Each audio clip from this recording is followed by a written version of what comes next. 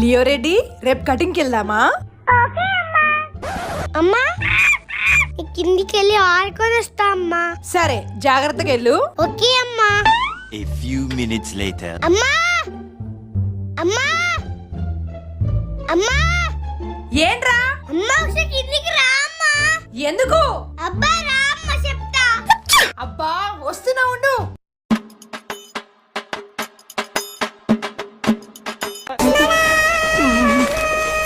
ఏంట్రా? అమ్మా నాకు ఒక చాక్లెట్ ఇయ్యవ్వా? పరమ దుర్మార్గుడు సార్ వీడు. దా ఇస్తా.